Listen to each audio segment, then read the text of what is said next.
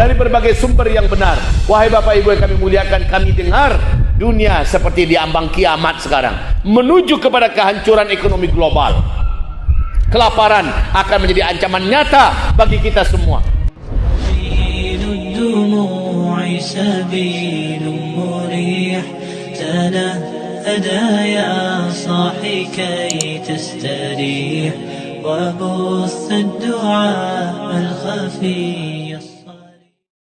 Wal muslimat mu'minina wal mu'minat insyaallah arsyadani wa iyyakumullah. Kita puji Allah dan kita bersyukur kepada Allah. Allah memberi kita hidup di dunia ini dan Allah kasih kita hadiah nikmat iman, nikmat yang paling besar. Dan sampai hari ini karena iman kita meramikan masjid Allah ini. Karena iman kita meramikan masjid majlis ilmu ini. Dan semoga dalam keadaan masih beriman kita meninggalkan dunia ini bertemu dengan Allah sang pencipta alam semesta. Amin ya rabbal alamin. Kemudian salawat dan juga salam untuk kekasih Allah dan juga kekasih kita, Asyraful Anbiya wal Mursalin, Sayyidina Muhammadin sallallahu alaihi wasallam. Ma'asyiral muslimin yang kami muliakan, bulan Oktober 2019, Presiden China yang bernama Xi Jinping menghadiri acara kenegaraan. Di situ ada parade militer, baris per baris yang sangat rapi, didemokan pesawat-pesawat tempur canggih Cina, dibawa keluar rudal balistik, berbagai macam peralatan militer tercanggih. Cina sudah menjadi sebuah kekuatan baru dunia. Segi jumlah rakyat Cina terbanyak di seluruh dunia. Di segi militer, pasukannya terbanyak di seluruh dunia. Di segi ekonomi, menggurita kemana-mana. Lalu manusia anti Tuhan ini, tidak percaya dengan Allah ini, kepala PKT, Partai Komunis Tiongkok ini, dengan pongah berkata, dengan sombong berkata, dan ini live di seluruh dunia. Apa katanya? Hari ini, saat ini, tidak ada satupun kekuatan di muka bumi ini yang mampu mengguncang Cina. Tidak ada satupun kekuatan yang mampu mengguncang Cina. Bulan apa tadi itu? Oktober. November mulai menyebar virus corona, COVID-19 generasi baru. Desember sudah meluas. Januari 4 Januari 2020 masih berusaha menutup-nutupi dari dunia bahwa ini tidak menyebar kepada manusia. Ternyata 23 Januari secara resmi Cina membenarkan, apalagi ketika Wuhan sudah tanggal 25 Januari Wuhan di lockdown. 5 juta orang rakyat Wuhan lari ke berbagai penjuru muka bumi ini menyebarkan virus ini. Lalu terjadilah pembunuhan yang mengerikan terhadap rakyatnya sendiri. Menurut operator dan pemilik saluran seluler terbaik di Cina, ada lebih 21 pelanggan apa namanya itu, pelanggan layanan telepon seluler itu menghilang karena COVID. Pertanyaannya, pada kemana mereka yang 21 juta orang itu? Tidak ada lagi yang menggunakan jasanya, hilang nomor-nomornya. Kemudian ditemukan tumpukan handphone kaum muslimin, seperti masjid kita ini penuh oleh handphone. Kemana orang-orangnya? Itu baru pertama. Lockdown di mana-mana menyusun dengan cepat menyebar ke seluruh dunia. Amerika awalnya cengenges mentertawakan Cina, tapi Amerika termasuk yang terparah nomor 1 dunia mengalami COVID-19.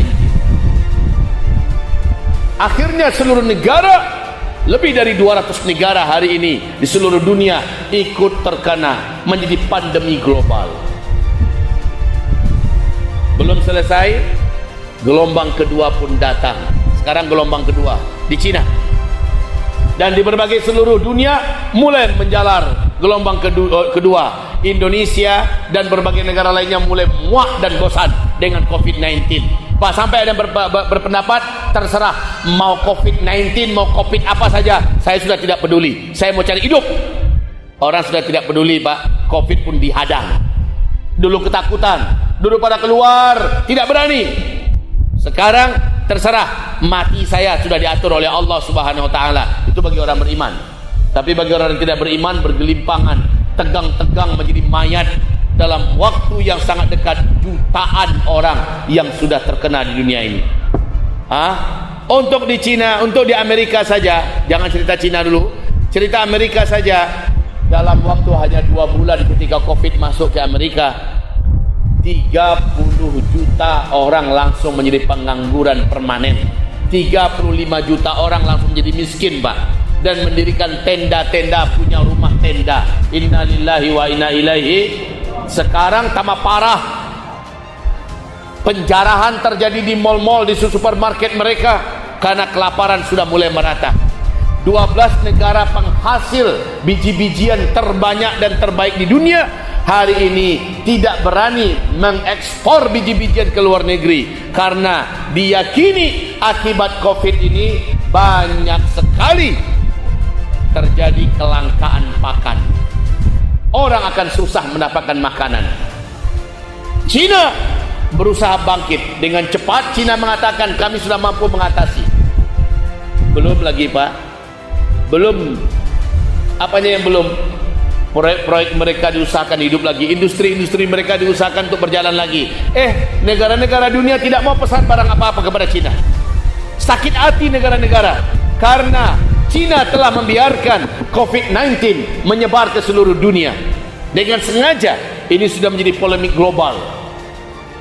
Akhirnya banyak negara yang menuntut. India menuntut ganti rugi, gak tanggung-tanggung, Pak, ribuan triliun minta. Paris, Prancis minta ganti rugi, Inggris minta ganti rugi, Amerika, Masya Allah, para pengacaranya minta ganti rugi. Atas nama negara Amerika dirugikan, minta ganti rugi pada Cina. Sekarang sudah banyak puluhan negara ikut mendesak Cina ganti rugi. Gara-gara ente kami mengalami resesi. Singapura, Pak, resmi resesi.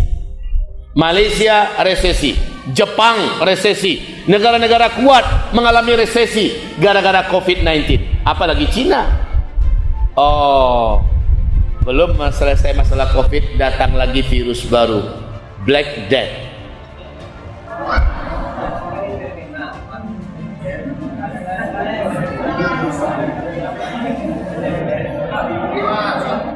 Belum. Kita belum mati.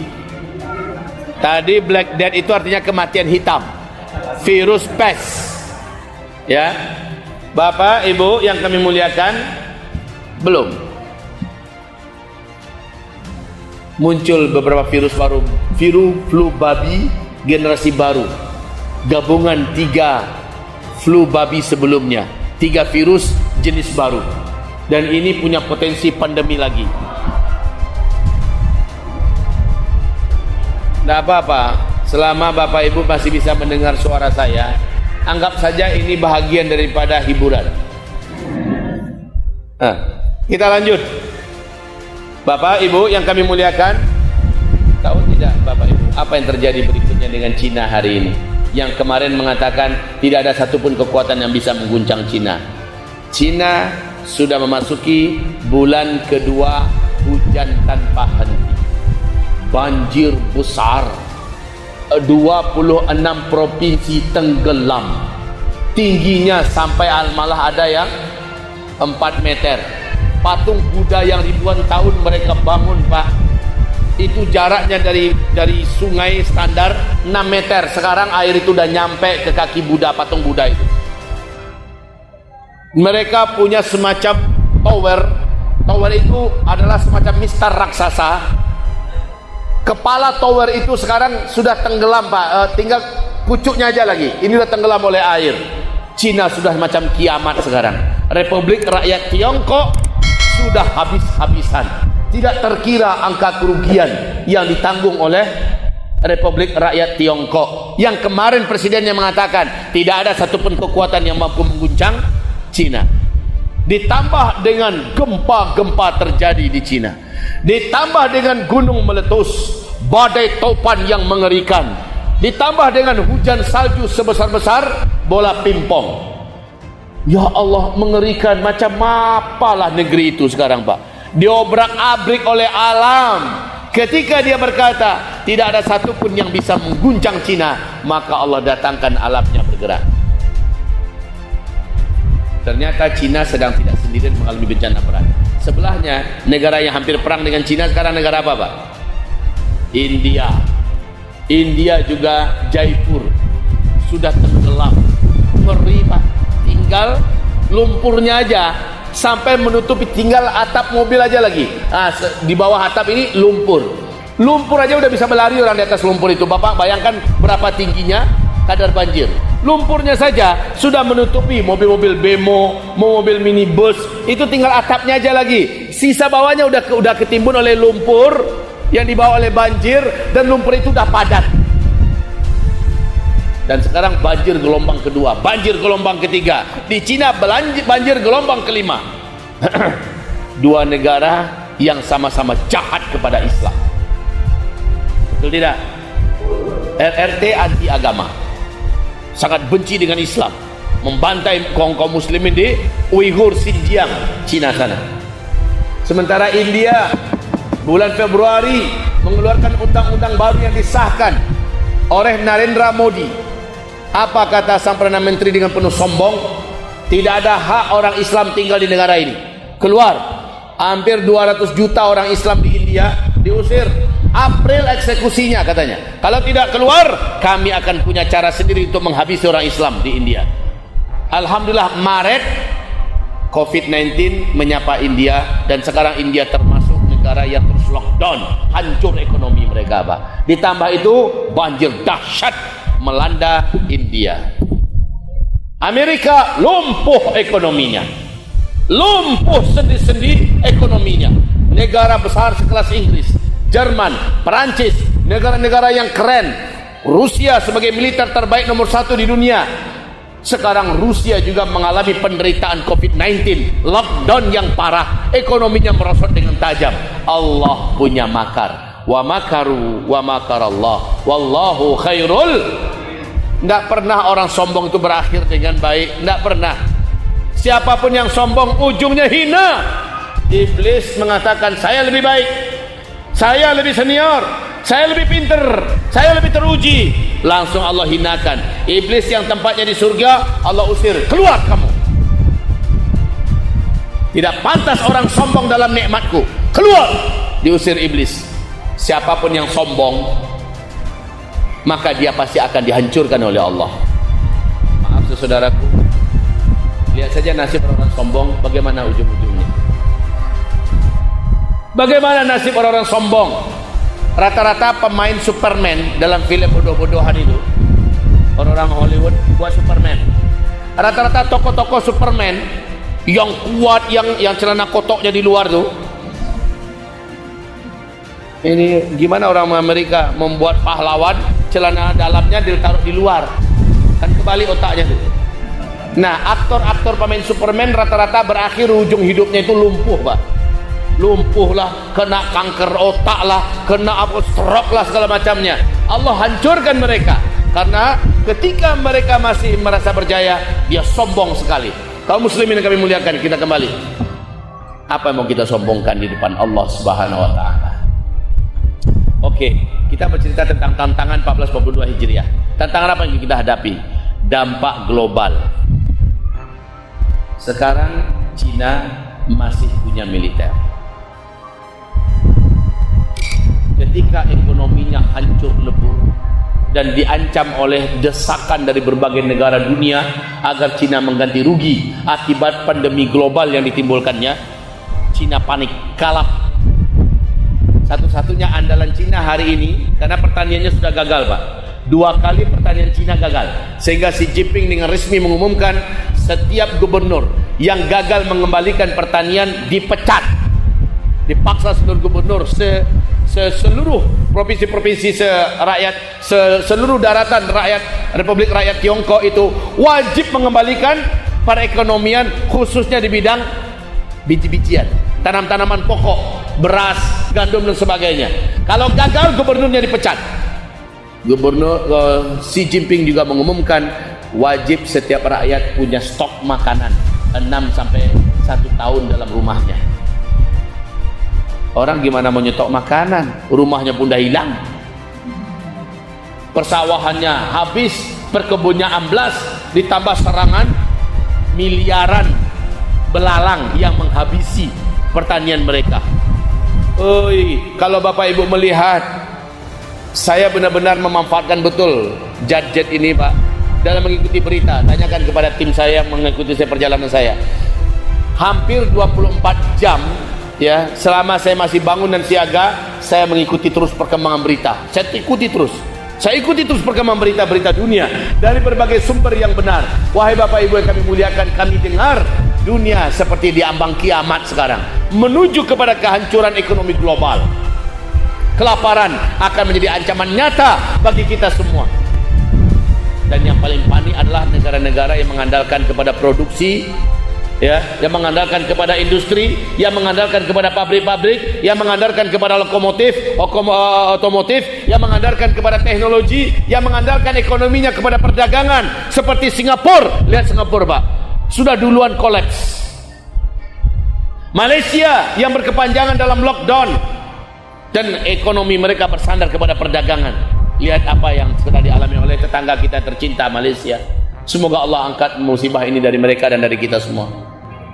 Lihat negara-negara seluruh dunia hari ini sedang merintih.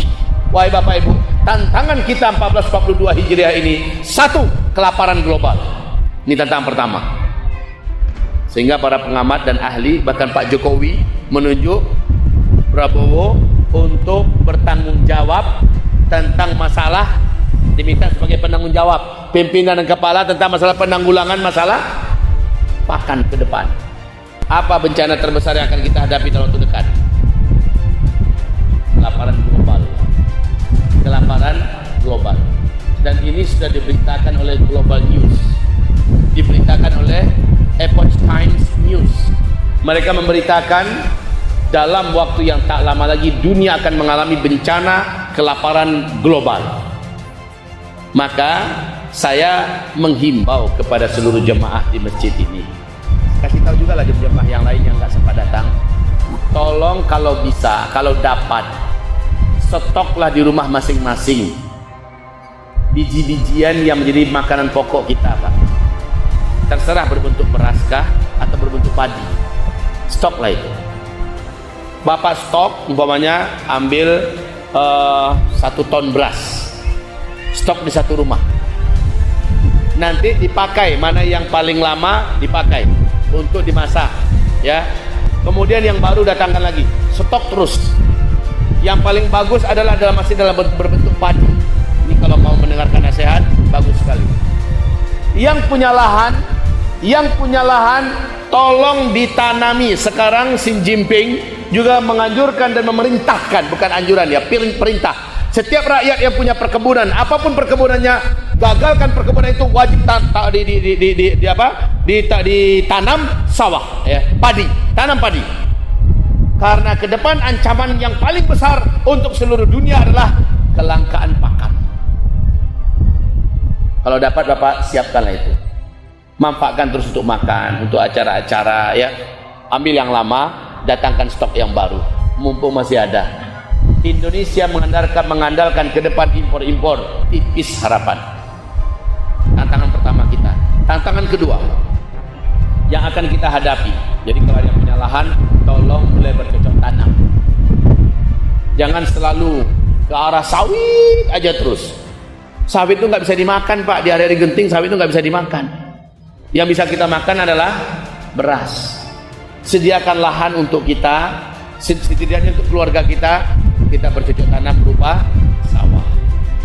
Siapkan aja. Semoga nasihat ini berguna. Tantangan kita kedua 1442 Hijriah ini adalah perang secara global, perang senjata. Orang lapar, suasana perang. Nggak mampu kita bayangkan betapa susahnya ekonomi, Pak, ya. Otomatis ekonomi dalam keadaan terjepit. Disinilah Nabi mengatakan, di akhir zaman kalian akan merasakan gaji yang banyak, duit yang banyak, tapi tak mampu membeli makanan. Gaji banyak, duit banyak, sawit harganya mahal, anggaplah sampai 2.000, 3.000 1 kilo, tapi beras yang dibeli nggak ada. Kalau ada berasnya pasti mahal harganya selangit, dan itu menjadikan duit tidak ada harganya. Gaji 10 juta, 20 juta, makanan yang mau dibeli nggak ada. Di Amerika saja sudah mulai orang menjarah, Pak, menjarah, mal-mal dijarah, supermarket dijarah. Kenapa demikian? Mulai lapar. Ketika lapar orang gelap mata dan orang tidak peduli. Apa kata Rasulullah? Di akhir zaman tetangga akan mendatangi tetangga, merampok makanan yang ada di tetangga sampai membunuh tetangganya sendiri. Hadis sahih riwayat Imam Bukhari. Suasana lapar menjadikan tetangga rela membunuh tetangganya sendiri, yang padahal dulu adalah kawan sepermainannya, sahabatnya, tapi karena lapar dia akan bunuh tetangganya. Dalam kondisi kelaparan itu, kata Rasulullah, orang-orang beriman melewati kuburan. Apa kata orang beriman? Kalaulah saya yang menghuni dalam kuburan itu, alangkah ringannya hidup ini. Saking beratnya beban hidup di atas tanah, mereka berharap kalau dia yang di dalam tanah. Ini orang beriman loh, Pak, lewat kuburan dia berharap kalau dia mati saat itu. Tapi kan orang beriman tahu, minta mati apalagi bunuh diri haram hukumnya. Orang beriman tahu itu, maka mereka tidak akan mau minta mati. Tapi hidup terasa berat. Inilah dia yang akan kita tanggung 1442 Hijriah ini. Kelaparan global, perang global. Kalau masalah perang, sesuatu yang paling benci dan paling kita takuti seluruhnya terjadi. Saya paling benci dengan perang. Wallahi, demi Allah, Bapak Ibu, kalau boleh kita memilih, terjadi perang, lari kita ke hutan, itu lebih baik. Bawa keluarga lari ke hutan, bertahan hidup dengan cara kita. Karena peperangan itu menghancurkan segala-galanya, memisahkan keluarga, memporak-porandakan usaha, menghancurkan segala sendi-sendi kehidupan. Apa yang diinginkan dari perang? Awas, sebagian anak muda ada berpikiran singkat, kapan kita perang nih, kapan kita perang. Memang mau didapat apa dari perang? Tapi tidak pun kita minta nubuat Nabi di akhir zaman, bumi dipenuhi dengan peperangan. Wa kathural haraj, wa kathural haraj, wa kathural haraj. Pada masa itu, kata Rasulullah, sangat banyak pembantaian, pembunuhan, kematian karena orang perang. Amerika sekarang sudah menyebarkan kapal-kapal induknya persiapan perang melawan Cina, perang melawan Turki, perang melawan Rusia. Cina bersiap-siap perang melawan India, siap-siap perang melawan Taiwan, siap-siap perang melawan Filipina, melawan Vietnam, melawan Jepang. Bahkan Indonesia sekarang ini yang sebenarnya tidak ingin terlibat sama sekali, ingin menjadi peacemaker, kalau bisa menjadi sang pembuat kedamaian. Mau tidak mau Indonesia dipaksa sekarang untuk mempersiapkan alutsistanya yang andal, karena mempertahankan kedaulatan dan kehormatan bangsa dan negara ini. Indonesia sekarang tahun 2020, pemerintah RI dengan resmi menerbitkan atlas baru, dan Laut Cina Selatan mereka ganti namanya dengan Laut Natuna Utara, menandakan bahwa itu adalah milik Indonesia, sementara Cina mengklaim itu milik mereka. 85% Laut Cina Selatan diklaim oleh Cina itu adalah kawasan kami. Sakit hatilah Vietnam, sakit hatilah Filipina, sakit hatilah Jepang, sakit hati Malaysia, Brunei Darussalam, sakit hati negara-negara bertetangga yang mempunyai hak wilayah daripada laut itu. Dan menurut undang-undang internasional, itulah laut zona milik internasional, zona bebas. Cina mengklaim milik kami. Maka Cina dengan ini sebenarnya sedang menyulut api peperangan Perang Dunia Ketiga. Di sebelah timur sana, peperangan sedang menuju kepada gerbang yang paling besar. Turki perang melawan Yunani. Yunani didukung dan dengan senjata, dengan kapal induk dari Perancis. Amerika juga sudah mengantalkan kapal induknya untuk ikut mengeroyok Turki. Mesir juga persiapan perang. Mesir persiapan perang di Libya. Ibarat perang. Rusia akan menjadi salah satu negara penentu Perang Dunia Ketiga ke depan. Apa yang mau kita katakan, Pak? Kita tidak bisa berbicara apa-apa. Oh deh, betulkah perang akan terjadi? Kalau kita berharapnya jangan pernah. Tapi tantangan 1442 Hijriah ini adalah kita akan menyaksikan. Kalaupun kita tidak ikut perang, amin. Semoga Indonesia tidak pernah perang, amin. Kalaupun seandainya kita tidak ikut, minimal kita akan merasakan imbas dari perang berbagai negara di dunia ini.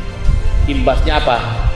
Kesulitan ekonomi global, kehancuran ekonomi global. Sehingga kata Rasulullah, uang kertas pada masa itu tidak lagi ada harganya. Ayo diakui, saya pernah ceramah tidak? Di dalam saya pernah ceramah tidak? 2017 saya pernah menyampaikan bahwa yang punya duit beransur-ansur beli emas, nanti emas akan melejit, harganya sangat mahal. Dan Nabi bersabda, di akhir zaman uang kertas kalian tidak bisa lagi dipakai. Saat itu kalian akan menggunakan emas, dan emas adalah pelindung terbaik di akhir zaman di bidang dunia ekonomi. Dan dulu ketika saya tampil bersama Bapak Safi Antonio di Jakarta di depan TV One, kami pernah sampaikan, dan kaum muslimin hari ini emas ada di harga tertinggi semenjak bumi ini terkembang. Betul? Dulu saya sudah sampaikan, ayo beli emas, emas akan sangat mahal. Sekarang bagaimana caranya lagi? Gara-gara Covid yang cukup panjang berpengaruh kepada mau beli emas pakai apa. Dulu saya katakan, ada duit sedikit simpan, jangan simpan berbentuk duit. Belikan emas 1 kilo, 2 kilo, simpan dulu. Kenapa Bapak ketawa? Kita ini bangsa yang kuat. Kita ini orang-orang yang Masya Allah kaya. Kalau Bapak tidak percaya diri, 1 kilo, 2 kilo saya turunkan. Ada duit, belikanlah emas 1 gram, 2 gram, simpan. Silakan emas berbentuk batangan, berbentuk dinar, antam, ya, emas murni, logam mulia dan sebagainya, silakan. Perhiasan silakan. Jika Bapak tidak lakukan, Bapak hanya bangga dengan angka-angka di rekening, ada deposito pula, sudahlah. Insya Allah 1442 Hijriah ini yang tidak punya tabungan emas akan menyesal. Insya Allah akan menyesal. Kecuali yang mau ditabung untuk betul, yang nggak ada, apa yang mau disesalkan?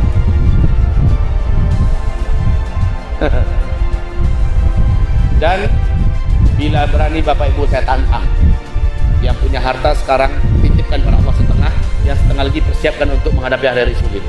Ngerti maksud saya? Dititipkan kepada Allah setengah. Dititipkan pada Allah setengah, mengerti maksudnya kan? Dan itu bisa diminta, Pak, bisa diminta tunai kepada Allah di hari-hari susah.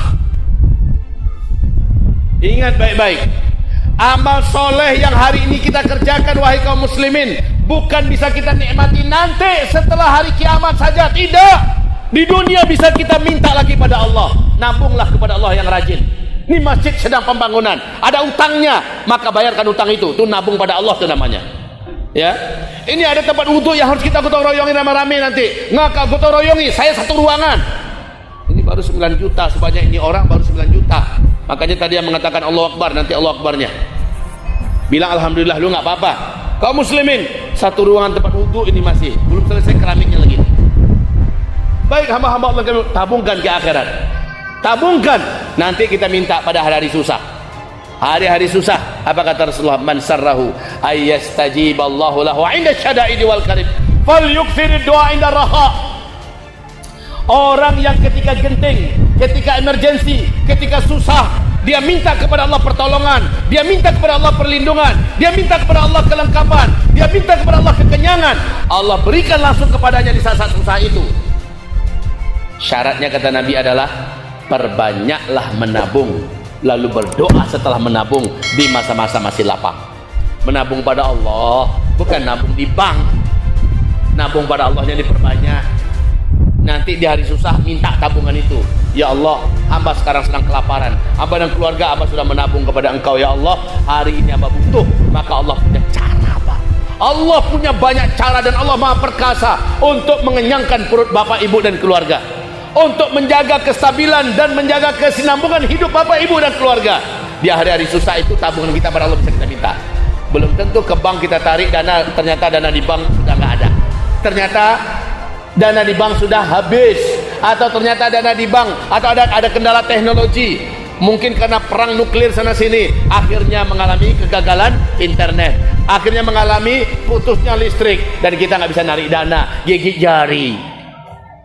Ayo sekarang solusinya nabung pada Allah yang banyak, nabung pada Allah yang banyak. Bapak masih ingat 3 orang lelaki yang terkurung di dalam gua? Masih ingat? Laki-laki ini nggak pernah janjian untuk ada di dalam gua itu. Karena hujan lebat, mereka dalam perjalanan, maka satu persatu masuk dalam gua itu. Batu yang sangat besar menggelinding dari atas langsung menutup mulut gua yang kecil itu, yang bisa hanya masuk untuk 1 orang.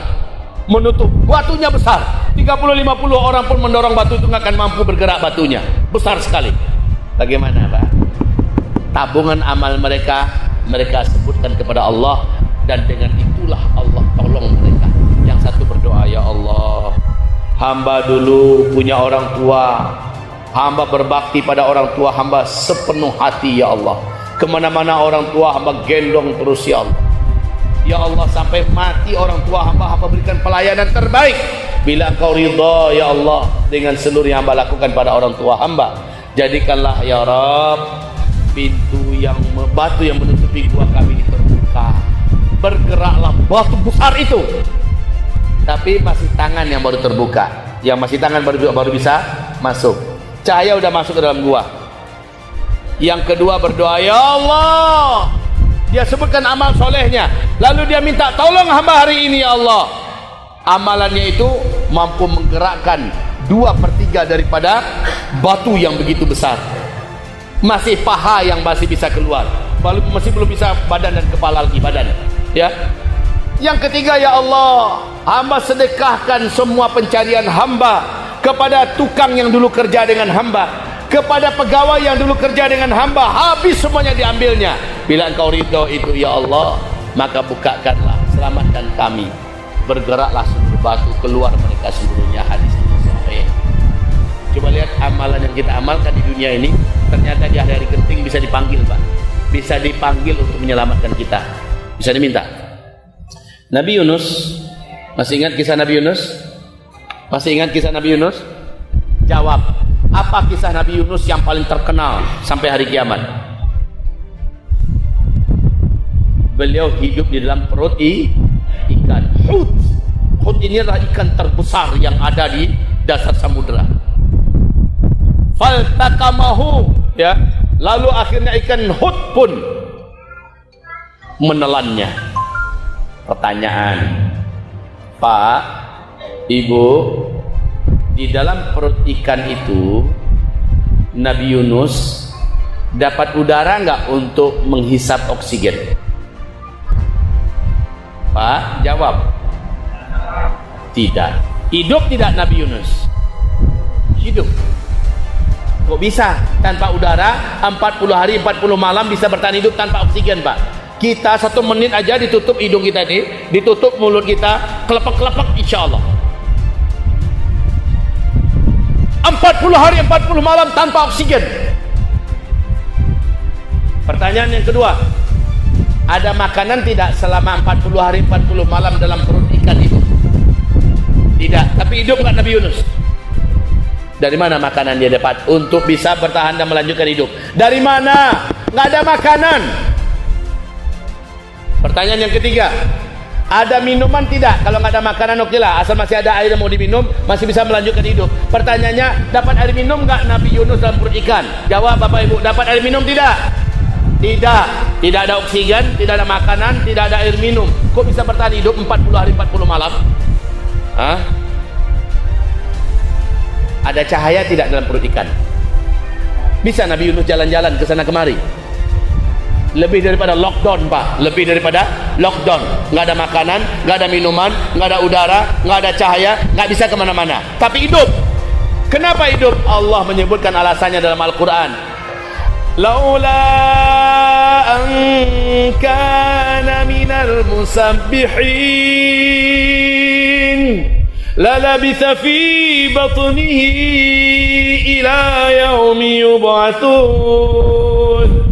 Kalaulah bukan dia orang yang suka beramal, banyak berzikir dulu ketika masih di daratan, pasti dia akan tinggal dalam perut ikan itu sampai hari kiamat. Selama-lamanya Yunus harus hidup dalam perut ikan. Tapi amalannya ini yang menjadikan dia diselamatkan oleh Allah dan dia masih hidup.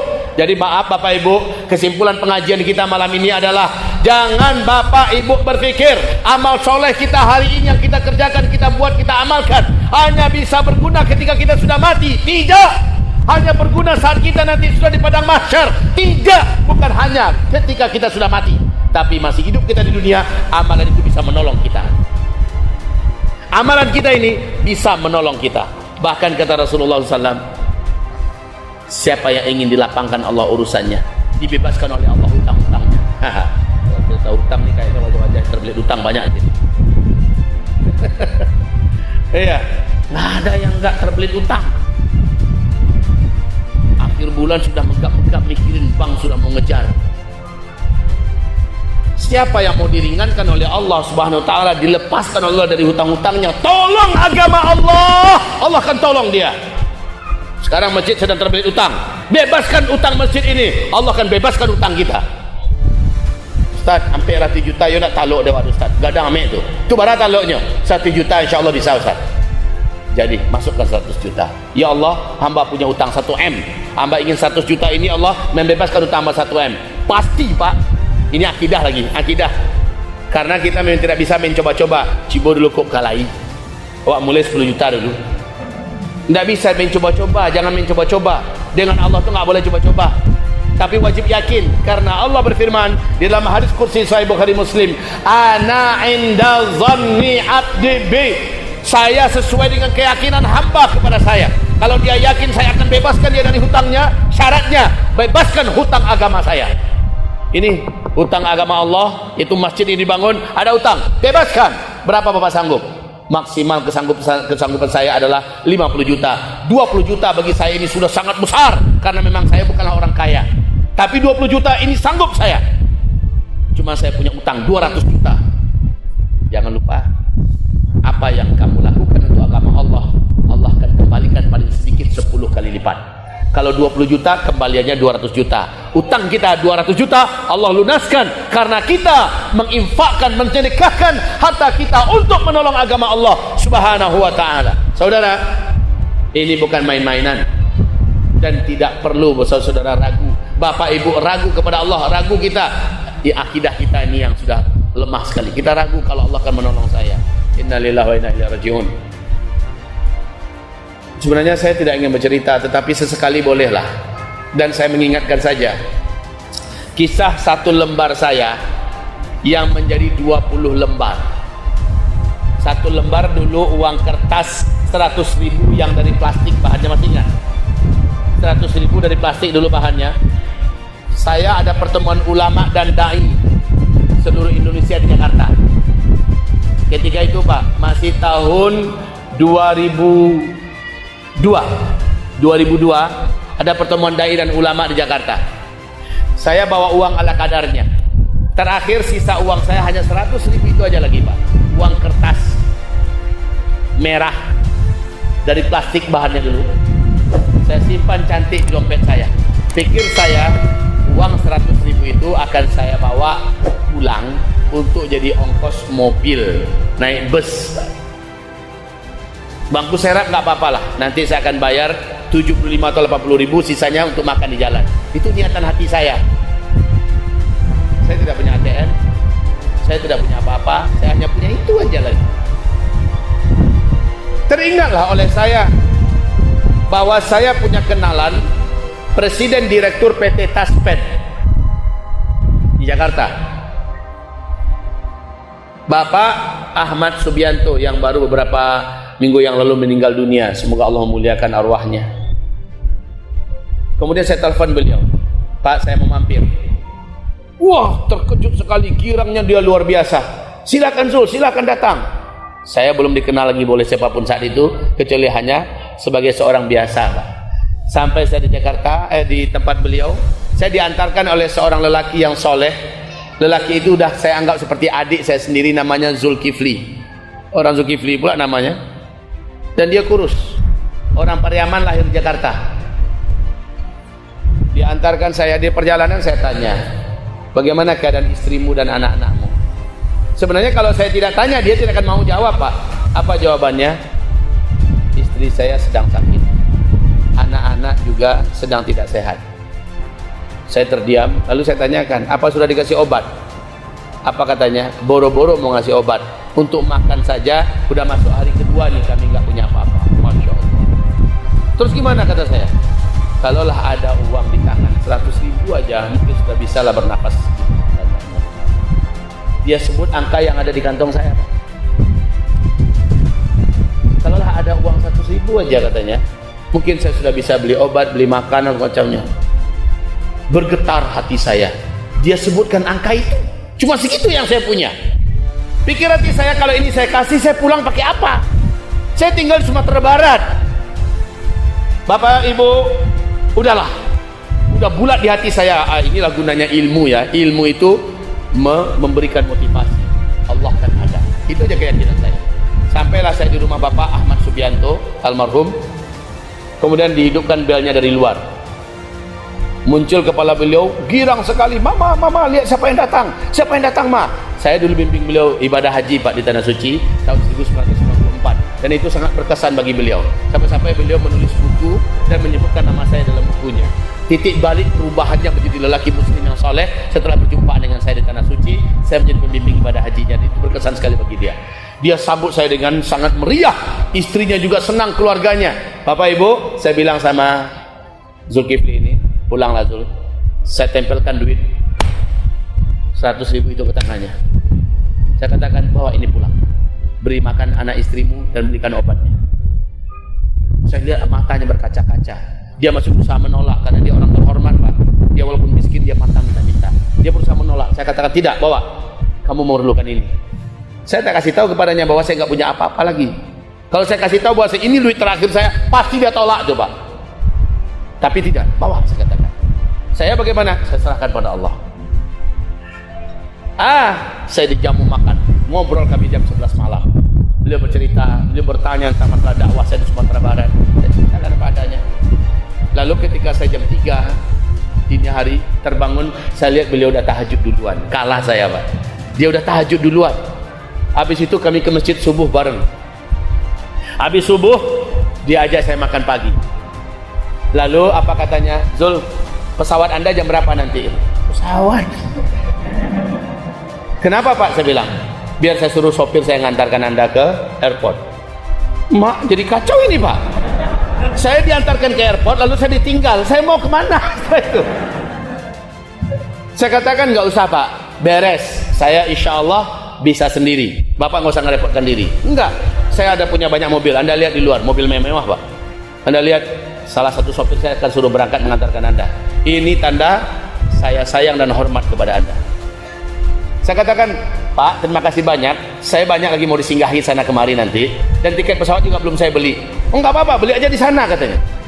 Nanti sopir saya langsung antarkan. Anda mau kemana? Udah diikat saya, Pak, susah mau melepaskan diri.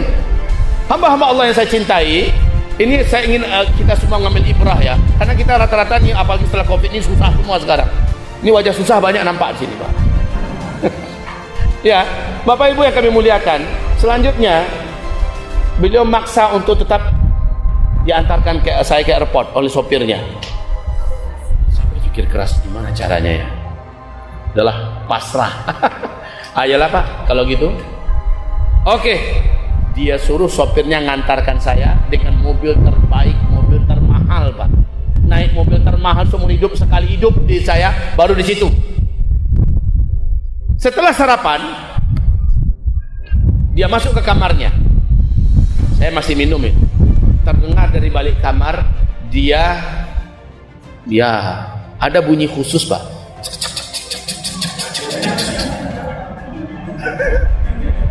Ngerti aja lah kan? Sudah itu dia datang, Zul, ini beli tiket pesawat, ambil Garuda Zul ya, Garuda itu lebih nyaman. Ternyata dia dulu pernah orang petinggi Garuda juga. Saya lihat itu asli nih, saya nggak mimpi. Terus dia tulis lagi di apa namanya itu yang ditulis itu Pak, cek cek, Anda butuh motor kan untuk dakwah? Iya Pak, betul.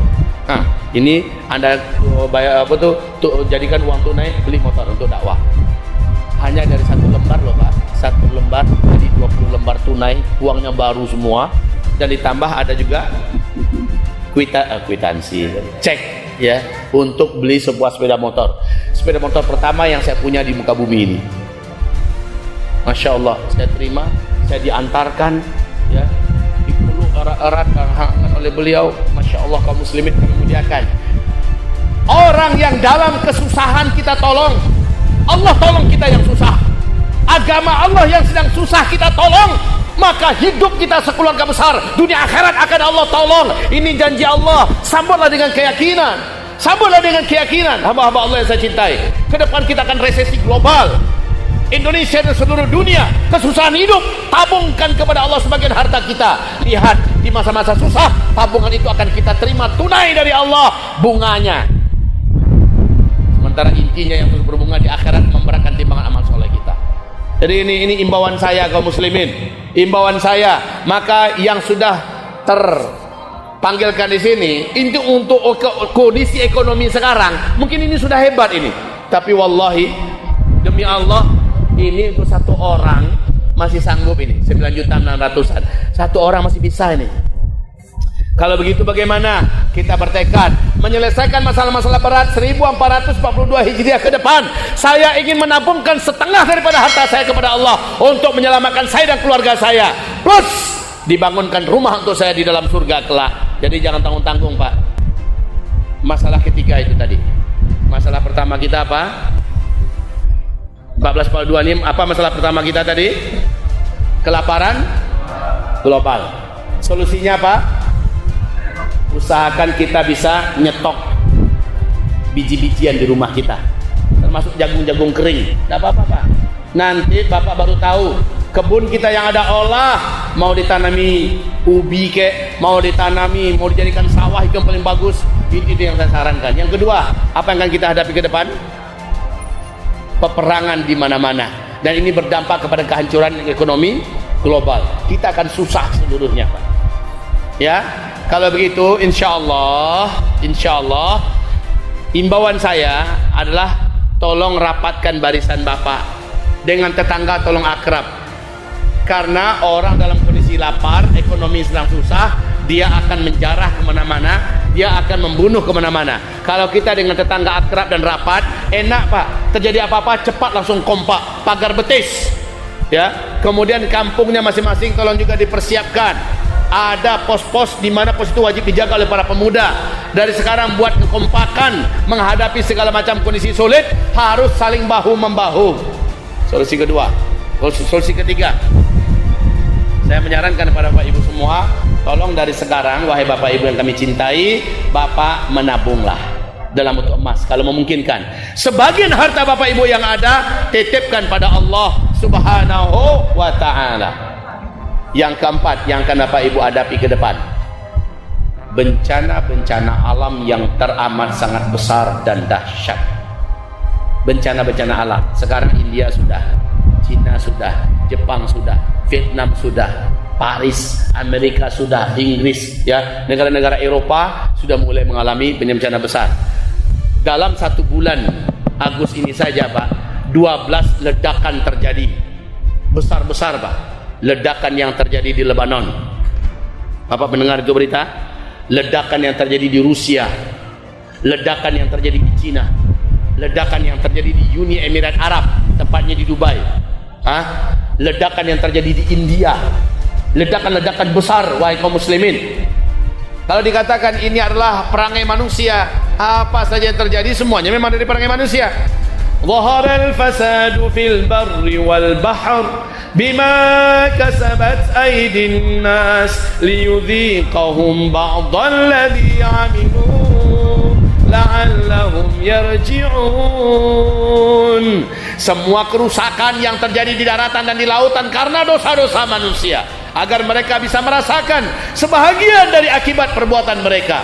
Semoga yang masih hidup mereka segera taubat kembali kepada Allah Subhanahu wa taala. Keempat, persiapan buat Bapak Ibu semuanya. Yang keempat, wahai Bapak Ibu, dalam menghadapi tantangan 1442 Hijriah ke depan, yang keempat, wahai Bapak Ibu yang kami muliakan, dari sekarang memperbanyak doa setelah setiap amal soleh. Please, saya harap Bapak jangan malas berdoa. Habis sholat, zikir. Habis zikir, sholat sunat rawatib ba'diyah. Lalu berdoa. Berdoa. Berdoa. Bapak tidak punya senjata andalan apapun, dan ini juga tidak akan merugikan apapun ketika Bapak berdoa. Berdoa. Spesialkan doa Bapak, ya Allah, bila memang tahun ini penuh dengan peperangan, bila memang tahun ini penuh dengan kelaparan, bila memang tahun ini penuh dengan kehancuran ekonomi dan bencana-bencana dahsyat, bila memang tahun ini tahun-tahun terberat, ya Allah, selamatkan hamba dan istri hamba, selamatkan hamba, anak keturunan hamba, selamatkan hamba ya Rabbana. Di saat-saat sulit itu nanti, tolong hamba, lindungi hamba, jaga hamba. Minta, rajinlah berdoa sekarang. Saya bacakan hadisnya, man sarrahu ayastajiballahu lahu 'inda syada'idi wal karib falyukthiril 'inda raha. Orang yang ingin segera ditolong oleh Allah di saat-saat genting, di saat-saat berbahaya, di saat mematikan, dia berdoa kepada Allah. Sekali dia berdoa, langsung Allah kabulkan. Siapa yang mau cepat dikabulkan oleh Allah doanya di saat genting itu, Allah kabulkan, maka perbanyaklah doa ketika dia masih aman. Nah itu, ketika kita masih aman, perbanyak doa. Dan sebagus doa adalah doa yang dipanjatkan ketika kita sedang baru siap beramal. Habis puasa, menjelang berbuka atau sedang berbuka, berdoa. Habis sholat, berdoa. Habis baca Quran, berdoa. Habis zikir pagi petang, berdoa. Apa saja amal yang baru kita kerjakan, langsung berdoa setelah itu. Habis menjenguk orang tua, melihat orang sakit, berdoa setelah itu. Karena sebaik-baik amalan dan sebaik-baik doa adalah doa yang dipanjatkan kepada Allah setelah kita beramal. Setelah kita beramal, berdoa, berdoa, berdoa. Bila Bapak tidak berdoa, maka tidak ada yang akan bisa menjamin Bapak akan ditolong oleh Allah di hari-hari susah. Sekarang Pak, rajinlah berdoa. Saya malah kaget kemarin pagi, sore kemarinnya satu lagi datang kepada saya seorang pemuda gagah, dan dia bertanya kepada saya, ibadah hari-hari saya sekarang terasa hambar Ustaz. Ibadah hari-hari saya terasa hambar. Saya hanya melaksanakan kewajiban, tapi nggak ada greget, nggak ada nyamannya, nggak ada enaknya. Saya bingung, saya ini kenapa? Dan saya nggak tahu mau berdoa apa. Kayaknya saya nggak ada masalah. Padahal orang-orang sekitar saya sudah pening melihat saya. Saya nggak tahu mau berdoa apa. Kayak kehilangan orientasi hidup. Kayak kehilangan siapa Allah, di mana Allah, bagaimana Allah, dan apa yang bisa dibantu oleh Allah untuk dirinya. Padahal dia di hari-hari ke depan sangat memerlukan 100% pertolongan demi pertolongan Allah. Maka saya semampunya berikan kepadanya pengertian. Wahai Bapak Ibu, masa iya ada orang nggak tahu dia mau doa apa pada Allah? Mungkin sedikit gambaran saya sampaikan tadi. Tantangan 2020 ini, apalagi 2021 Pak, makin dahsyat daripada 2020. Oke, yang mendengarkan kajian-kajian saya sebelumnya, terakhir saya diukui di dalam tuh tahun berapa? Tahun berapa? Hah? Enggak lah, 2016. Oke, ya di dalam. Terakhir 2016. Ih, kasihannya lama sekali saya tidak ke dalam ya. Baik Bapak Ibu, dulu saya sudah menyampaikan dan alhamdulillah semua yang saya sampaikan itu ketemu hari ini, ya, terjadi hari ini. Saya insya Allah bukan peramal, saya hanya menyampaikan kejadian akhir zaman menurut hadis-hadis Nabi. Maka tahun ini akan lebih berat daripada tahun 2021, lebih berat. 1442 ini lebih berat, dan solusinya sudah saya sebutkan tadi. Tidak banyak solusinya, nggak susah juga. Hanya Bapak butuh keyakinan kepada Allah, Tolong sekarang ini penutup dari saya, sholat 5 waktunya jaminkan dan pastikan di masjid, dan dapatkan takbiratul ihram bersama imam. Upayakan orang ngaji di masjid kita sudah meninggalkan aktivitas kita. Kita sudah berwudu, sudah bersih-bersih, memakai pakaian yang sopan, lalu masuk masjid, sempat tahiyatul masjid. Orang azan kita sudah di masjid, sehingga kita sempat sholat sunat rawatib qabliyah. Lalu setelah itu antara azan dengan qomat doa mustajab, kata Rasulullah. Berdoa baru orang qomat, dan kita dapatkan takbiratul ihram bersama dengan imam. Kerjakan itu wahai Bapak Ibu. Di akhir zaman ini tulang punggung hidup Bapak Ibu adalah sholat. Tulang punggung hidup di akhir zaman ini adalah sholat. Yang mempermainkan sholatnya, Allah akan permainkan dia. Yang membiarkan sholatnya longgar dan santai, Allah akan biarkan hidupnya terkotang-katung dalam kesusahan. Kejarlah sholat. Ustaz nggak khusyuk, nggak apa-apa. Ketika kita berjamaah, ada yang khusyuk satu orang saja di antara jamaah itu, Allah anggap sholat orang semasjid itu khusyuk. Masya Allah. Masya Allah, itu pula dahsyatnya kalau sholatnya berjamaah. Imam khusyuk, jamaah kurang khusyuk, Allah anggap seluruhnya dapat ibadah pahala orang yang khusyuk sholatnya. Itu pula dahsyatnya kaum muslimin. Jadi kejarlah berjamaah masjid, pahalanya besar, kekuatan energi ruhiyah yang kita dapatkan tidak tertandingi, dan itulah dia barometer kedamaian, ketenangan dalam hidup kita. Semoga apa yang kami sampaikan ini kepada Bapak Ibu diamalkan.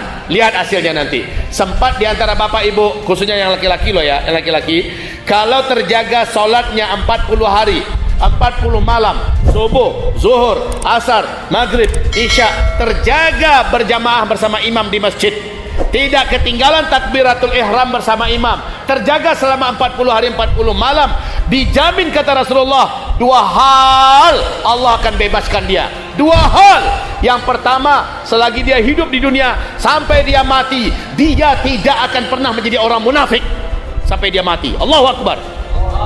Yang kedua, di akhirat kata Rasulullah, 1 kali pun Allah tak izinkan telapak kakinya menginjak di dasar neraka jahanam. Dia tidak akan pernah memasuki neraka jahanam walau hanya 1 detik. Allahu Akbar.